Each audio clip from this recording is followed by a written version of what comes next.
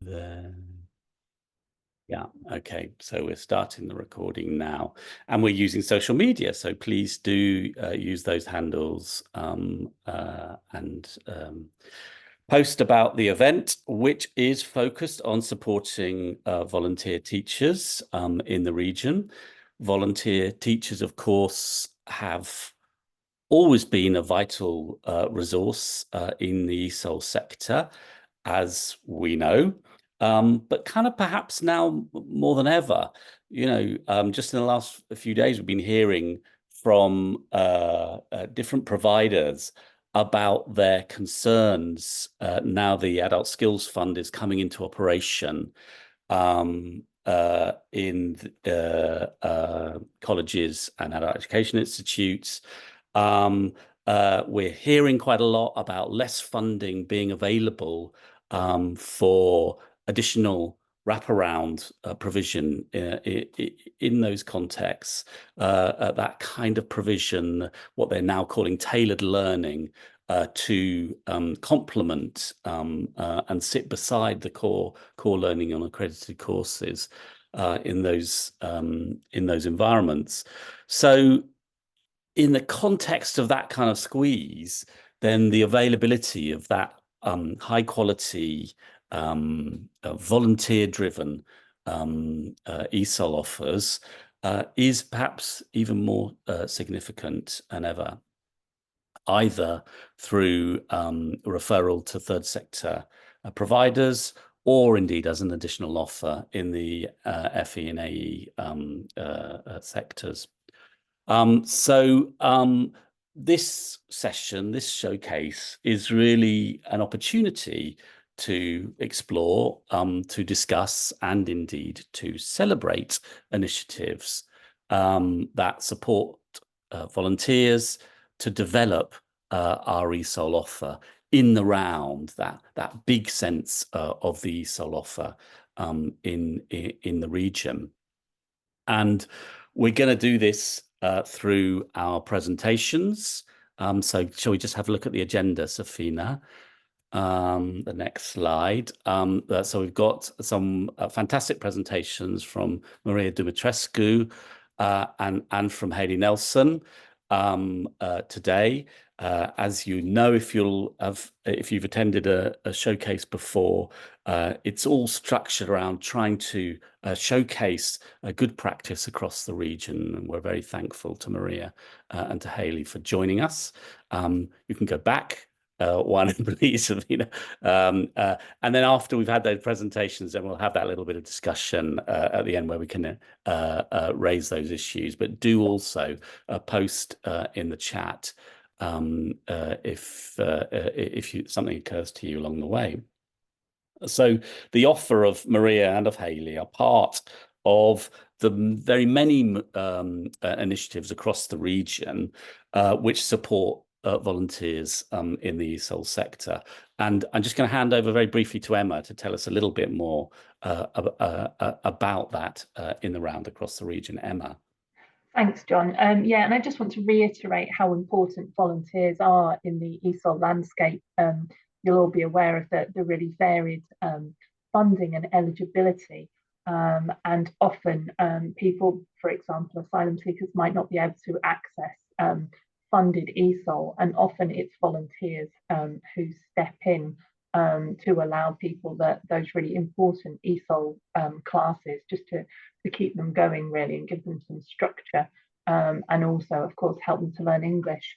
I do feel, as John said, that there is a bit of an increasing focus on volunteers, and I think over lockdown as well there was a sort of a heightened awareness that volunteers really were working very hard, and often without the support of a traditional staff room setting or an organisation that could offer them CPD. I know that one of our mayoral combined authorities, SIMCA, has got a questionnaire out at the moment focusing on volunteer progression and support, and we're doing a piece of work with them to look at the outcomes of that. And more awarding bodies are offering different qualifications in ESOL volunteering to support English language. And there is that increased recognition as So I think it's really important and a really good time for us to be having this discussion, and we're always really interested to hear these examples of good practice from across our region. And I know that many of you rely on volunteers to deliver your ESOL. So do please keep sharing that good practice with us. I'm going to pass over to Mary now, who's going to give an update on the LEYH resources. So over to Mary. Thanks, Emma. Hi, everyone. I'm Mary Begley. I am development worker in Leeds, job sharing with Claire Jackson, and I'm also exploring and belonging project worker in Huddersfield. And as Emma said, I'm going to show you what's new on our Learning English in Yorkshire and Humber site, and also on our Learning English Plus site.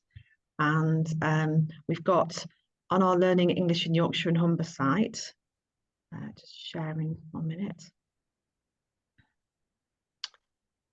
Can everybody see that? Yeah, I think you can. So my problem is scrolling up. Here it is. Here's our Learning English in Yorkshire and Humber site, and this is the very important sort of landing page where learners can find classes near them. But we've got a new learner information resource to show you today. And if we scroll further down, it's on the tabs, which are just here, just quite near the top. It's on the tabs which are mesh resources, giving information and advice to refugees and asylum seekers and learners on various ESOL related topics. So we have one on going to university, one with resources for Ukrainian learners and Hong Kong nationals. But the new volunteering tab, coincidentally, it's about volunteering, our new resource. It takes your learners to a page with information and links about volunteering. So if we have a look at this, it tells learners, welcome, you'll find information and links. So it tells them about different areas of volunteering, and it has slides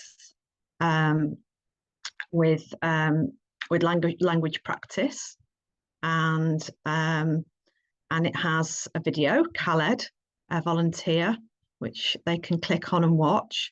And then there are links to various volunteering websites and resources around the region.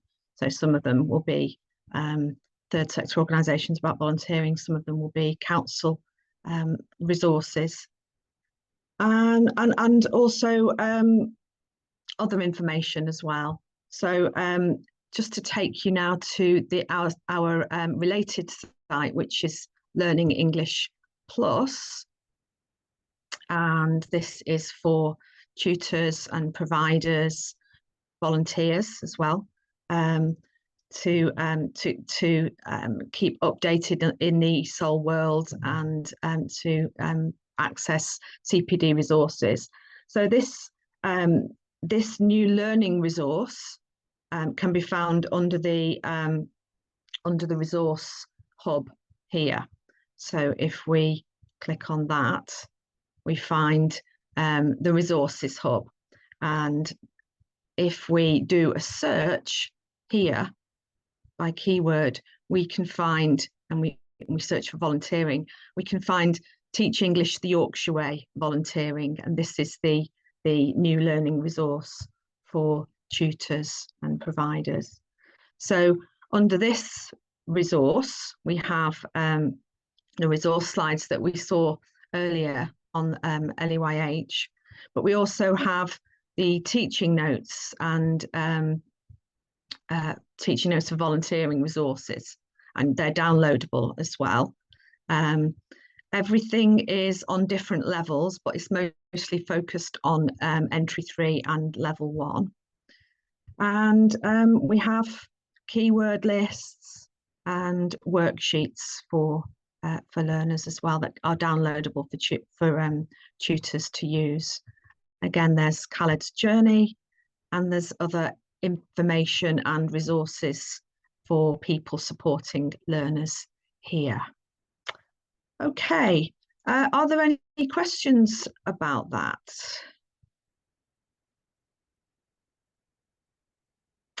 Well, then I think, John, if I'm not mistaken, it's time for me to introduce the next speaker, who is Maria Dumitrescu. She's an ESOL teacher, and she also runs a company called 21st Century Educators. She's currently running a course at Rotherham College designed for volunteer ESOL teachers. Maria is going to tell us all about the course and how it supports volunteers in the ESOL sector. Over to you. Okay, thank you, Mary, and thank you everybody for being here. Can you hear me loudly enough? Yeah. Thank you for the introduction. I'm going to start with a brief presentation of the course, what the course is actually about. I just came from the third week of the lesson planning for the 21st century course. There are 7 participants currently. They have different backgrounds and different experiences in teaching. Some have some experience in teaching, some have very little. And the group itself is located, so the group comes from Rotherham, except for one participant who comes from Doncaster. And they're all interested in learning more about the ESOL field and if this is a career change or career path that they would want to take. So the slides that I have prepared for today is a brief introduction about what the course is about and some of the topics that I will be teaching and that I am teaching. The course is structured around a lesson planning and how to help multi-leveled classroom teachers to prepare so that they allow everybody to participate in the learning process. So I will very quickly go through the slides that I prepared, and I will leave most of the time for questions and answers at the end. So Safina, if you could move to the next one. Okay, so the first and most important part of the course is to help the volunteers and help people interested in joining the ESOL group understand the difference between literate learners and non-literate learners. And there are different categories that are introduced to the participants. The focus would be on the learning skills or the lack of learning skills that they possess and how that affects the learning. Okay, next one, please.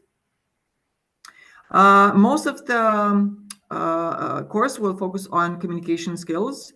Generally, as teachers, lecturers, or facilitators, we share the information by providing instructions, verbal instructions. And since most of the learners have difficulty, some degree of difficulty understanding oral instructions, we add to that some writing information in the form of handouts or in the form of writing information on the board where the students will have to look at and understand, or sometimes even copy in their notebooks. Okay, next. The focus of most of the first part of the course is to talk about how we can engage our learners and help them become successful. Engagement through building a rapport with them, engagement by providing them with the necessary tools to function well in an English-speaking society, and engagement by helping them deal with the settlement into a new country. Okay, next. There's a very important part of the course that looks at the role of the teacher, and there are different resources that I'm using to look at what the role of an ESOL teacher is in adult education settlements. Okay, next. And we are going to, this is what we did today. We looked at types of planning, very detailed planning or loose planning, depends on the experience, how comfortable you are to use the loose type of planning, what it means. We looked at some resources today, what you could use for different levels of learners, starting with pre-entry all the way to entry 2. Okay, next. Using the teaching moments in lesson planning. So you plan on teaching a lesson on shopping, and one of the learners starts asking questions that are part of your plan, but you realize that, say, they don't know how to use the numbers, or they don't know how to make a shopping list. So you turn that particular question into a mini lesson within your lesson, and then you continue with your plan as you find it. It looks at the needs and brings the needs of your learners into focus. Next. One very important part of the course is talking about emotional intelligence, and how that helps us provide the best possible lessons to our learners so that they understand the reason why they need to learn, and how we help them settle as well as be prepared for living and working in an English language environment. Next. Cultural intelligence is going to be part of the session of one of the second last session, when we look at what cultural intelligence means and how can be applied in the classroom setting, specifically since we have people coming from all over the world and the expectations are different in the British environment as opposed to other countries. Next. The culture wheel is something that I'm using a lot to help students understand the expectations in the classroom. So this is going to be part of the cultural intelligence and cultural awareness section of the course. Next. Giving feedback. It's very important, and most of us, we learned that providing negative feedback is something that's very difficult to do. I will show some ways of providing negative feedback using a positive twist. Okay, next. Self-motivation, how to help our learners become more self-confident, use the techniques and the tools that they have, and that can be used in the educational environment in the school. So life skills used into the learning environment. Next. This is an example of what you will hear if you choose to take this course, giving meaningful feedback and simply providing them feedback when it's needed, not at the end of a course, for example. As soon as you see something not working properly, intervention is required so that the gap or the issue doesn't become increasingly difficult to deal with in the end. Next. Using positive reinforcement, if you want to teach, for example, learners that have some learning difficulties. Okay, next. And how we can express the lack of progress using a positive feedback. Again, that's something that it's part of the self-empowerment. Next. Changing the negative into positive, again, using inspirational quotes and positive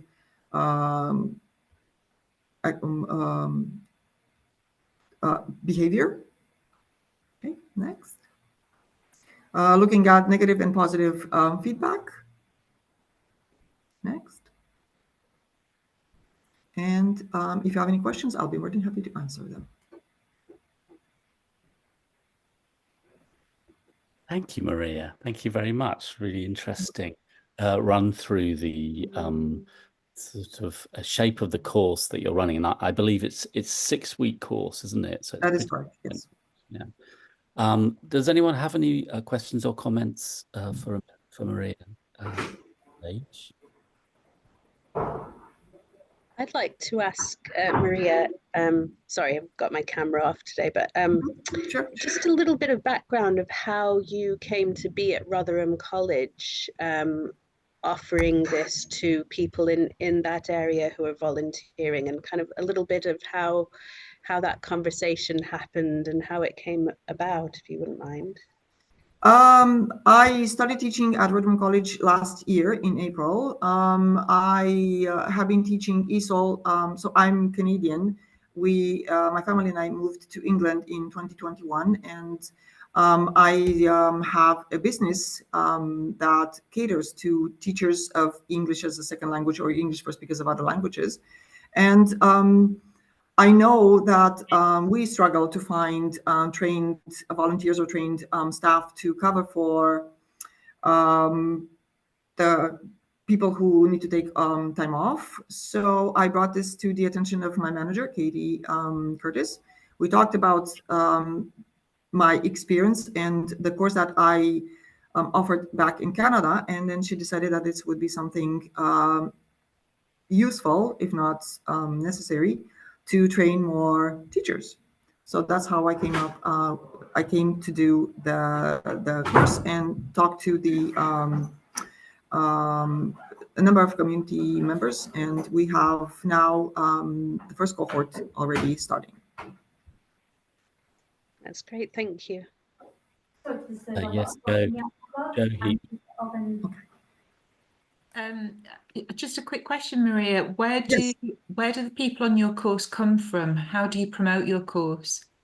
The course was promoted in the community. I believe it was sent to the VAR, Volunteer Action Roadrun, and people who were interested were sending an email of interest to our coordinator, Connor, and he would forward the emails to me. I did the registration interviews, and most of the people in the cohort, in this first cohort, are working in a community.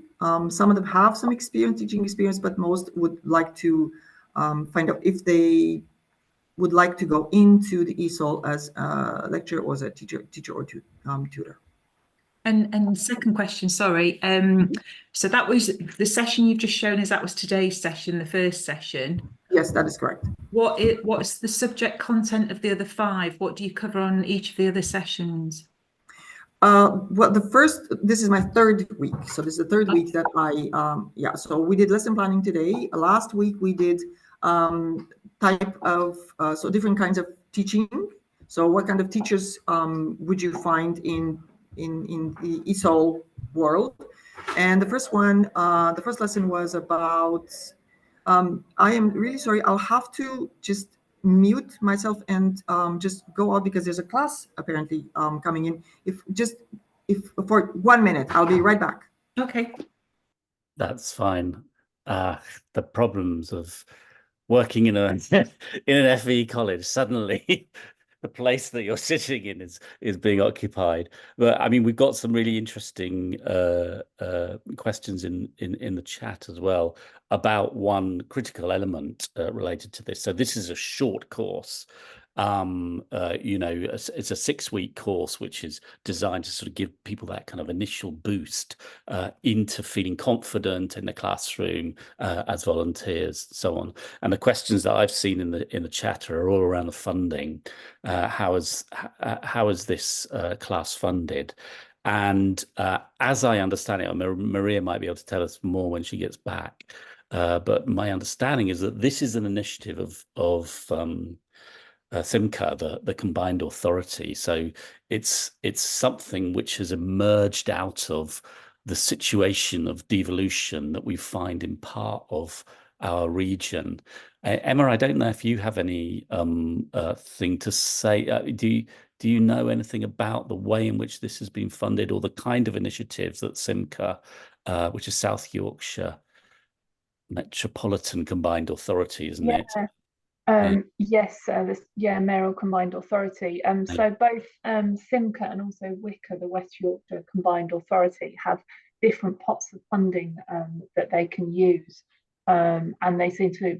I don't know if anyone's here from CIMCA or WICA. I haven't seen any names, and they seem to be able to often be quite flexible. So one of the things that we really try to do is when we're running our ESOL networking multi-agency groups in the relevant areas. We try to make sure that we have a representative from WICA or SIMCA along, because it's really important that the ESOL practitioners and organisations can feed into that combined authority and say, look, there's a real gap here, or we're really struggling to recruit tutors, or our volunteers are really struggling.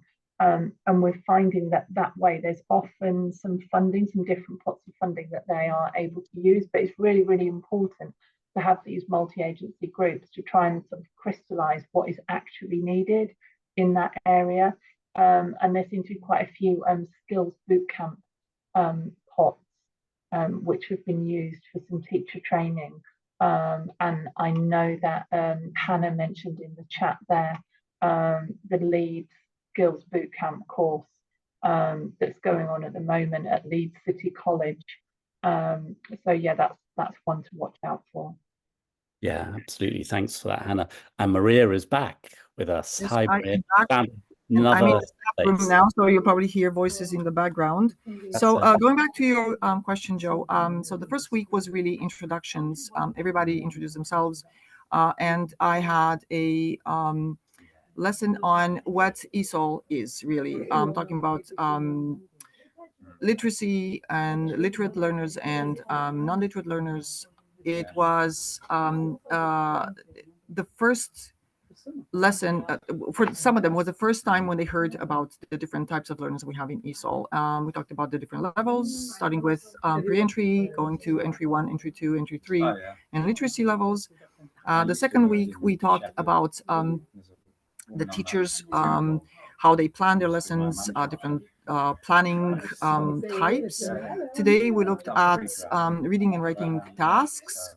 Next week, we're going to look at reading, listening and speaking tasks and lesson planning. The learners will basically see some samples of lesson planning, some very detailed, some moderately detailed, and some loosely prepared. Depends on really on their experience or the level of comfortable, how comfortable they are in preparing the lessons. So that's week 4 next week. The week 5 is going to look at the cultural aspects. So how do we engage everybody in the classroom based on the cultural expectations? So people coming from different countries, they think that the teacher should be lecturing. Here in England and Canada, really we are more facilitators than lecturers.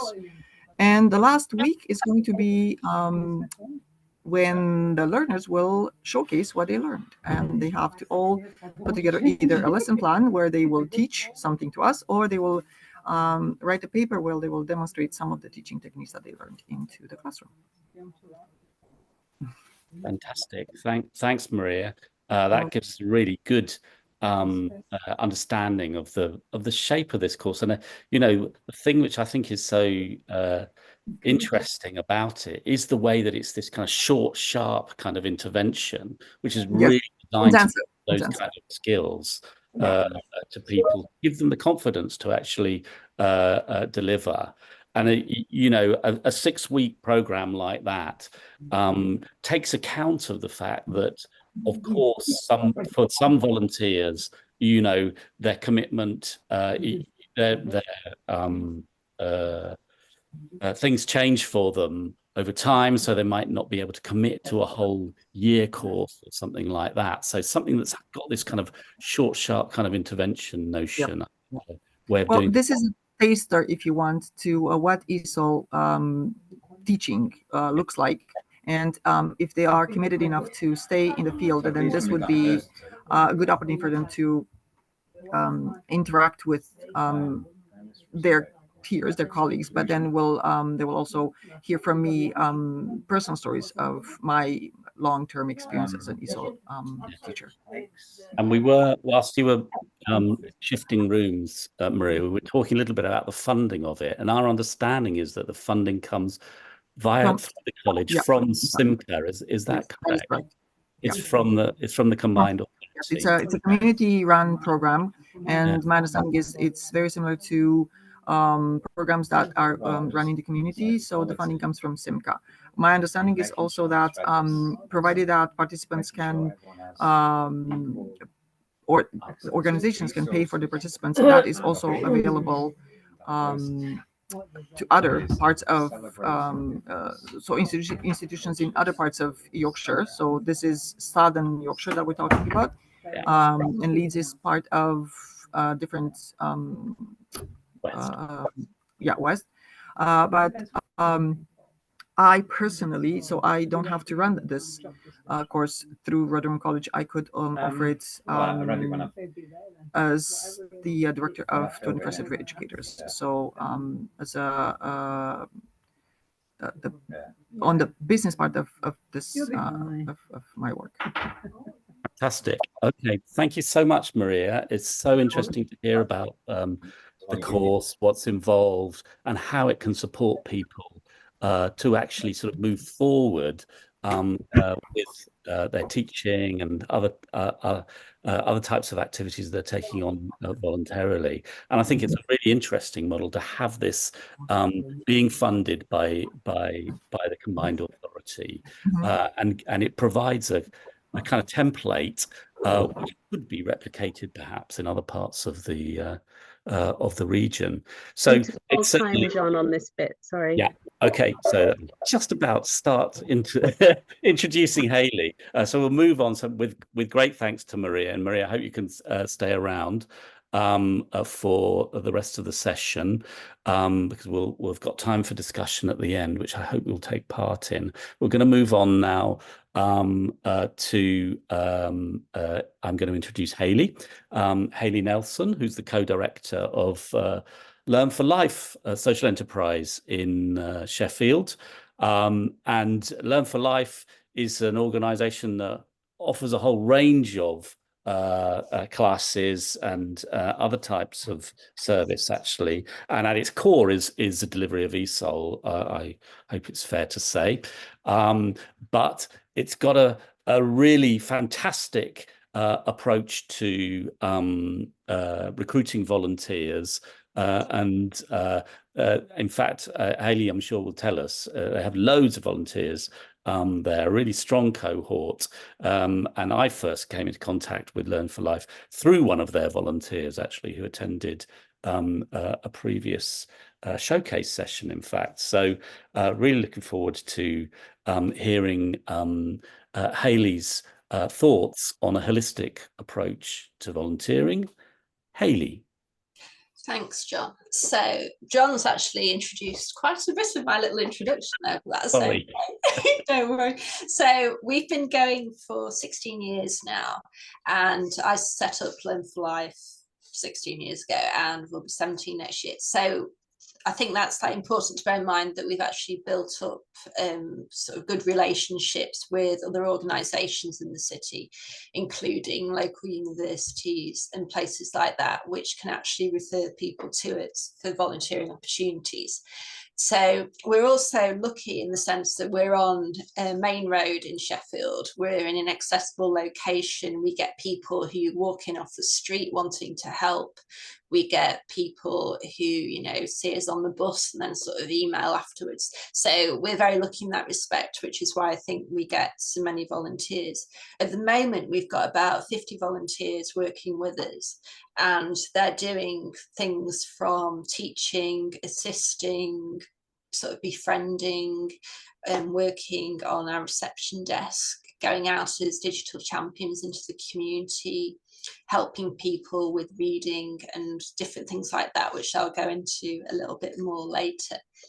Now, I know like 50 volunteers sounds quite a lot to a lot of people, but you have to sort of bear in mind that volunteers come and go as well. So we do get about sort of 5 or 6 applications every week from people wanting to volunteer, but not all of them will sort of work out. Some people will come for a short period of time, maybe while they're in between jobs, or they've just finished university and they want something to do before they move on. So the volunteering environment is very organic, and it's a changing environment, but this makes it very exciting, and it means you meet a lot of different people that can bring a lot to your organisation and help you a lot. in sorting people out with their English. So if you could go on to the next slide. Yeah. So when we're looking at volunteers, we sort of think, why do people want to volunteer? Because that's how you're going to get your volunteers. You've got to think, why does this person want to volunteer? So we're getting quite a lot. Go back to the second slide.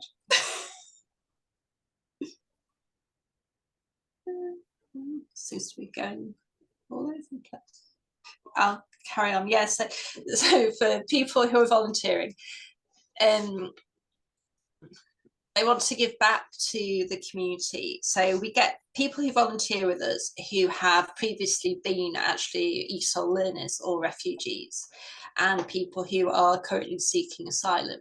They want to help the community. They see the situation that people have been in is a situation they've been in themselves, and they want to be able to support and make people feel welcome. We also get quite a lot of retired teachers. So we get people who have maybe been teachers in the past. We also get people that have been in other professions. So maybe they've been GPs or doctors, psychiatrists, things like that. And they've done maybe a TESOL course or a CELTA course during retirement. And they want to come and use their skills. There's also people who have done previous jobs and people who may be getting back into work. Maybe they've suffered from some mental health problems, or maybe they've had children and now they're looking into getting back into employment. So for them, they want to come and they want to learn new skills. We get quite a few ESOL teachers that have come from teaching backgrounds in their home country, and they want to be able to learn new skills as well and see how it works in the UK. And this sort of gives you a sort of very sort of creative mixture of people. And what we've worked out over the years is that acquisition of language can be achieved in many, many different ways. And it's not actually just through sitting in the classroom, listening to a teacher, taking part in lessons. It's actually through everyday life. And I think that's what's quite exciting about ESOL teaching, is it is immersive. You know, our students go out into the street afterwards and they're actually practicing their English. And you can actually do this in the ESOL classroom.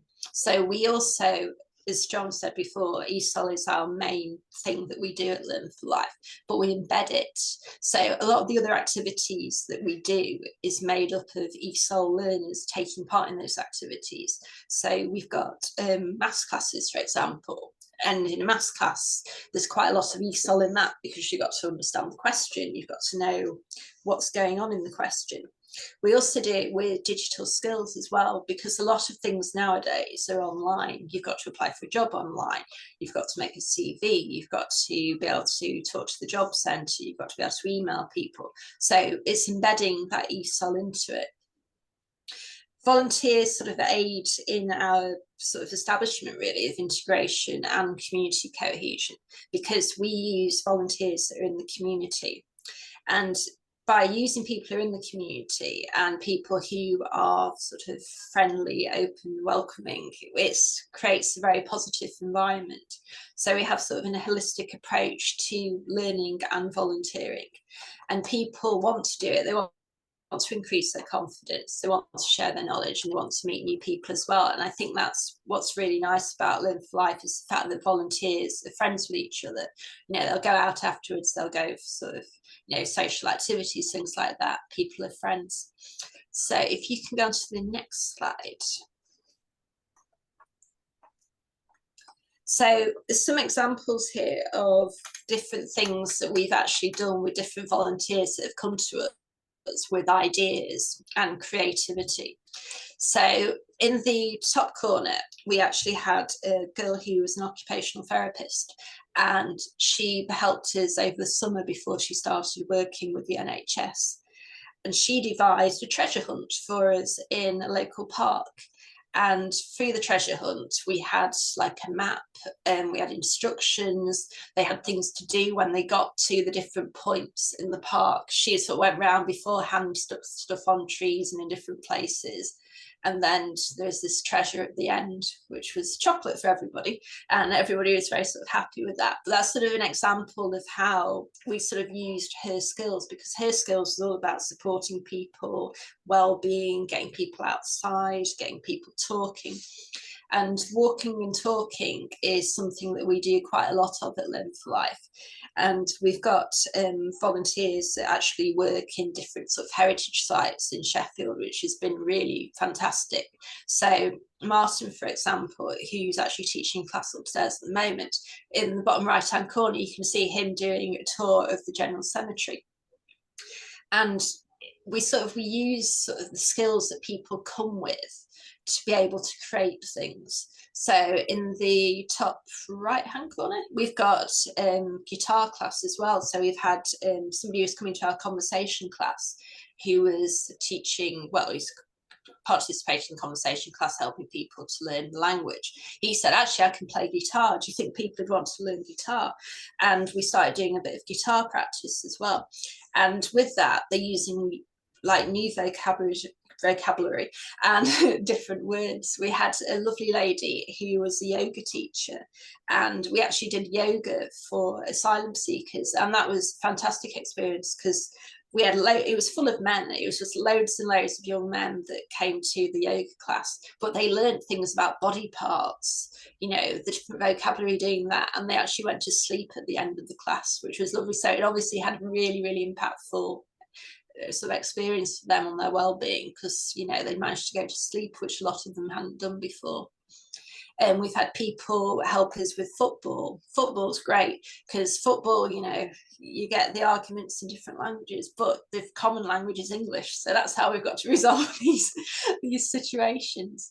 At the moment, we've got a man who was a psychiatrist, and he's helping our students to work through the occupational English language test, which they need to become doctors.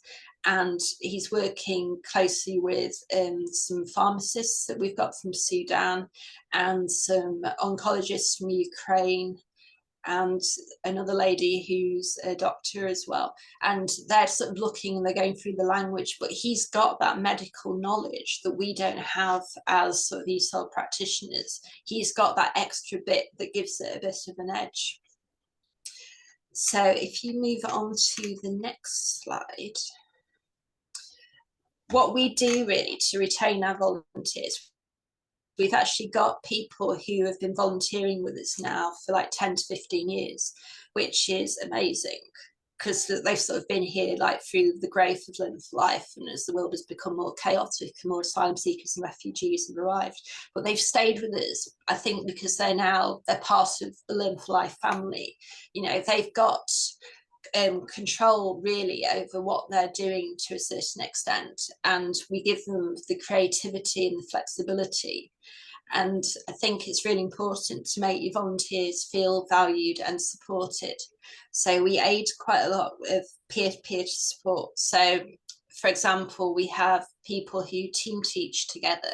So a lot of our classes will have 2 teachers maybe that are supporting that group of learners, and that allows them to sort of bounce off ideas, cover each other if people are absent, because that's the thing when you're with volunteers is you don't have the same control over somebody who's maybe employed for you. You know, if somebody doesn't feel well or they don't want to come in, then, you know, that's what happens.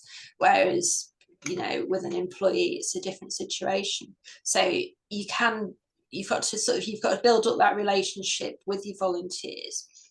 We make sure that we're available to talk to people and be there for them to have conversations and to give them feedback. But we're also very open to different ideas. So when people come to us and they sort of say, for example, in this picture here, they said, right, our community don't know how to use the self-service checkout in the supermarket. So we're like, right, we're all going to go down to the supermarket and we're all going to have a go at using the self-service till at the checkout. And, you know, we can do these little creative things. And I think that's because we're sort of independent and we're not sort of beholden to any sort of like a higher thing like a college. So I think, yeah, I think I'm sort of open for questions now, looking at the time, if people have questions.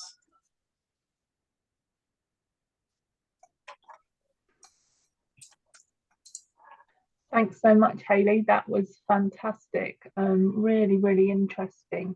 Does anyone want to come in with any questions there? We don't have any in the chat. Okay, thanks, Angela. Hayley, can I ask a, oh no, Jo, go ahead. Go Oh, ahead. thank you, thank you.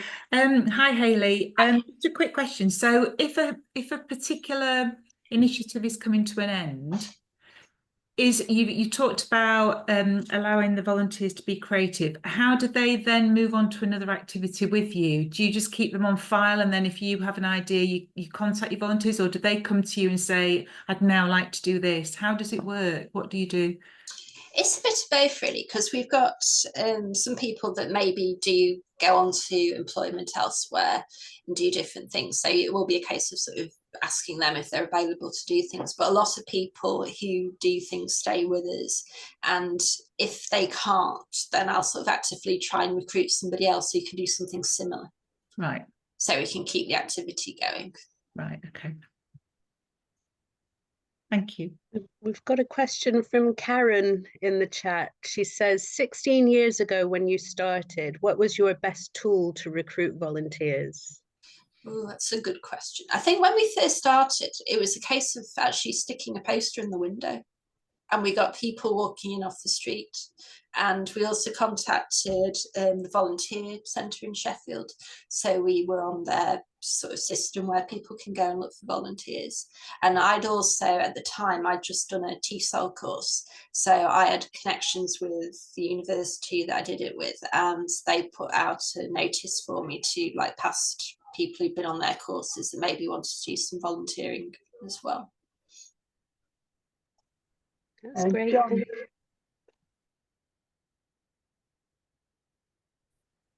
So I wanted to ask Hayley about, so you told us you have a really interesting model where people come as volunteers and say, well, I've got this skill, I've got that skill.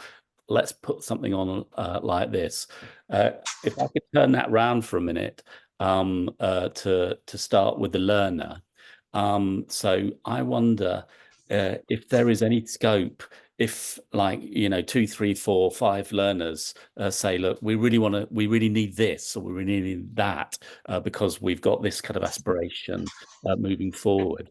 Is Learn for Life able to respond to that kind of request through its volunteer group to make something happen? Yeah, that's actually happened in the past couple of weeks, actually. We've got a group of learners who are really, really good at speaking, excellent speaking, but they've got to fine tune their writing for an exam. So they said, we want writing practice. And from that, we've got a creative writing student who's been volunteering with us. And he's now set up a little group to get people practicing writing. And that started up. And then there's another group of learners that we're getting who maybe they've been in the UK for quite a long time, like 20, 40 years, and their literacy skills are not very good at all. So what we've done with them is we've been able to set up a reading and writing class just for them so that they can improve their English, because, you know, speaking and listening wise, they're probably at like entry 2, entry 3. But the reading and writing is still at that entry 1 pre-entry level. So when students sort of come to us and say, oh, I want to do this, then we'll try and sort of have a go and find a way around to do it. And that's worked really well with the doctors as well, because we know the doctors said to us, we need to pass this OET. I've been applying for jobs. I can't join the NHS. We can't go in at the level that we were without doing this exam. Can you help? And then we sort of discovered that we had medical knowledge amongst our volunteers, and so we were able to set up the OET course. Fantastic. That's such they're both really interesting, or really interesting examples. Can I just ask a further question on the back of that?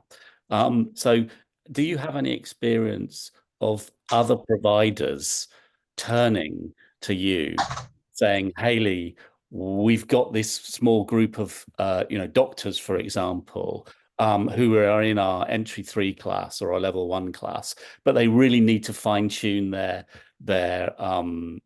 learning to prepare for OET or something like that. So I guess I'm asking, do you have that kind of collaboration with other providers which sees you responding to those needs, not just within Learn for Life, but more broadly in the city?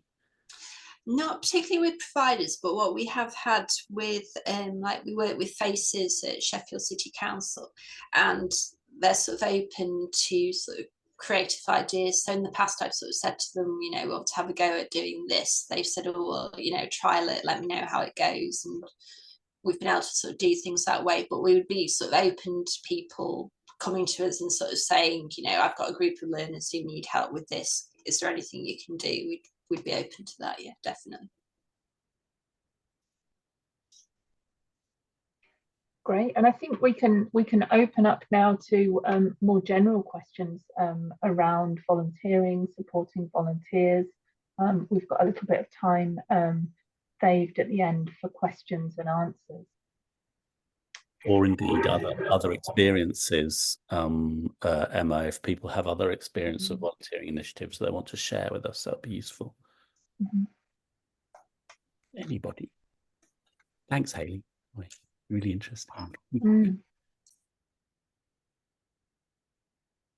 Could I possibly, I'm sorry if it's putting anybody on the spot, but could I bring Savti in to just say kind of your observations, how this is similar or different to your approach with your volunteers?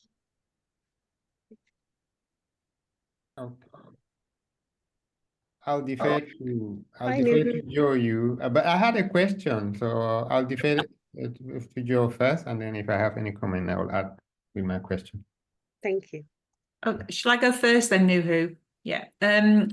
So it's interesting listening to you, Hayley, because I know that we have had some referrals from you, and I know that we've also referred some of our clients on to you. So it's a mutual thing, if that answers your question, John. I don't know how much people know about Savti, but we sort of start off, we have, I guess, maybe 4 or 5 different types of volunteering. Our core business started off as one-to-one support in learners' homes. So we recruit and train volunteers to actually teach on a one-to-one basis with one learner in their home, because for whatever reason they can't get to classes. But ultimately we then want them to move on to conversation classes, which is Nuhu's forte, and also volunteering at the Victoria Hall drop-in. Again, Nuhu will tell you a little bit about that. We also have ESOL classes and ready for work classes. But I specifically am a link worker on the one-to-one programme, and one of the problems we have is, and so I'm really interested, Hayley, with what you've said, is that we work with a learner for, say, 6 to 12 months. Their English improves because they literally have had one-to-one support. But the problem is then, where do they go if they're not confident or ready to go to a conversation class, or if they've got childcare or adult care responsibilities, or they've got mental or physical issues themselves. So it's the small group idea, which is where, Hayley, you said you had a group of learners come to you whose oral language was good, but their reading and writing skills weren't. Really interested to maybe talk to you about that separately, because we're thinking we've got lots and lots of learners now. We currently have about 55 learners on our waiting list waiting to be placed. We've got about 45 learners on the one-to-one scheme that are matched with a volunteer, but they need to move on somewhere, but they're not quite ready. That small group idea, thinking about where they could go, if we could refer on to you, that would be interesting, but also getting some tips on how we could do it ourselves as well. So yeah, over to you, Nuhu. You can fill in the gaps on the other programs. Thanks, Joe. Yeah, so from conversation group perspective, before lockdown, we never really had anything like, say, a beginner conversation group, for example. But since lockdown, and in Sheffield in particular, I don't know, it might be the same in other parts of the country, there is a lot of beginners who struggle to access any form of ESOL language support. They are waiting. So we've set up 2 beginner conversation groups in addition to our traditional conversation group, which are in and around entry 2 plus, entry 3 really ideally, but not necessarily level 1. Occasionally you find people of level 1. So the question I had for Haley is, I know you also previously, I don't know whether it's still the case, you also have formal classes, accredited classes with Trinity College London. So where does conversation groups that are generally supported by volunteers sit in relation to formal classes? Yes, so we've got a lot of, well, we've got formal classes going on at the moment from sort of entry 2, entry 3 up to functional skills. And we do the volunteer classes alongside those classes. And so it works really. So when somebody new arrives, for example, who's a new learner, you'll maybe put them in the volunteer class to start off with, just to check like levels, what their commitment is, things like that, and then sort of move them across to the more formal classes later on. Okay, thank you very much. Yeah, we regularly share information about Learn for Life at the Victoria Hall drop-in, where we have a volunteer-supported desk providing information about English language opportunities in Sheffield. Fantastic. Thanks, Muhu. I'm aware that Lucy, you have your hand up. Yeah. Is there a question you want to pose briefly before we finish? Lucy Morley. There she is. Hi. Hi. Yes, I was just this is probably a too big question to ask 2 minutes before the end. But I was just wondering whether you had any tips, Haley, on offboarding volunteers and helping them to finish well. That's something that I'm trying to put together at the moment, and I'd really appreciate your wisdom on that. So you sort of telling people to go away in a polite way at the end? No, not us, but when people come and say, I'm ready to move on now, like ending that relationship well, and like, do you have sort of a process that you go through with people? Not because we're trying to get rid of them, but just for whatever reason they're moving on from their own choice. Yeah. So yeah, people move on, and we have a chat with them. There's sometimes it's like thank you gifts and things like that. But also you provide a reference for them as well, so that you'll be a reference in the future. You might even write something. We've had a couple of Chinese students who've been with us previously, and they need to take their reference back with them because it works differently in China. You present your reference rather than someone request it. So we'll sort of do that up front for them. Like that. So I think just have a nice chat with them really at the end, tell them be grateful for their support and wish them well in the future, and sort of get in touch if things change and they want to come back and volunteer, because that happens as well, because people will go away and then they'll return again. Great. Haley, that's really interesting actually. I was just saying to Mary, we're starting a project where we'll be offboarding people after some time. So we must talk to you more about that. It's a really important point, actually. I think we better wrap it up now because it is 1:30. John, just to say, Hannah's pointed out some resources about for volunteers and running conversation clubs that are done by the Learning and Work Institute. So the link's in the chat. In the chat. Oh, wonderful. Thanks, Hannah. Oh, yeah, I see that now. Yeah, brilliant. That's really useful. Do pay attention to that, folks. And also, please pay attention to our evaluation of the session. Safina, I think, has put the link in the chat for us. Maybe you could put it in again, Safina. Just very quick, it will only take you like 3 minutes, basically, just to give us a little bit of feedback and give us some pointers actually for where we're going with the showcase series. But we know where we're going next, because our next showcase session, which will be in December, is actually on the experience of volunteering. So it's turning this coin over, I think, because we want to focus in the next one on the experience of volunteers as ESOL learners and how they find volunteering beneficial as a complement to their actual learning, which Haley was also speaking about earlier. So keep your eyes open for that, and please do join us for that. And thank you so much, in particular to Maria and to Hayley for sharing their thoughts with us about these fantastic initiatives across our region. It's such an important area, I think, to make volunteering a really central aspect of ESOL delivery, strengthen it, and give the learners a broader, more effective experience of learning. It's really important. So it's been fantastic to hear from you all, and thanks everybody for attending. And do I have to say anything else? Help me, team. No, I think we're good, John. Just a thank you to everyone for attending. Thank you. Okay, wonderful. Thanks so much, everybody. We'll leave it there, and see you next time. Yeah. Stop Bye, recording, John. everyone. Yeah, stop recording. Stop recording. Stop recording.